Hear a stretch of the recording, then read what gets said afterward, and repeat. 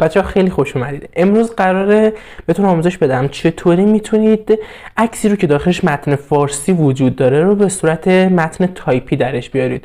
میتونه عکس از روی کتابی باشه، میتونه یه عکس دانلودی که داخلش متن فارسی باشه، هر گونه ای رو میتونه به صورت متن تایپی در بیاره.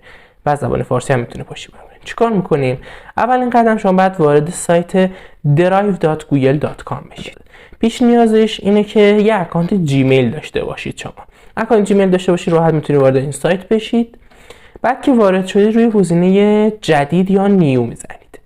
بعد روی بارگذاری فایل یا حالا به انگلیسی میشه آپلود فایل میزنید. بعد که زدید وارد گالریتون میشه، اون عکستون رو انتخاب میکنید.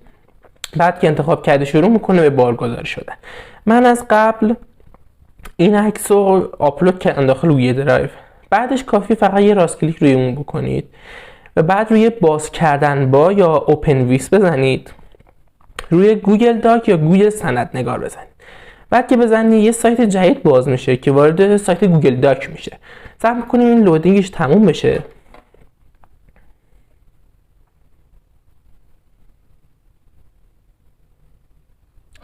وقتی لودینگش تموم میشه هم تو که میبینید اول بار عکسمون رو میاره و بعد متن داخل عکسمون رو شناسایی کرده و به صورت تایپی درش آورده و من میتونم اینجا بالفرض یه چند تا کلمه دیگه بهش اضافه کنم. خیلی دوستتون دارم. فالو، سابسکرایب و لایک حتما فراموش نشه. بیا داخل کامنت.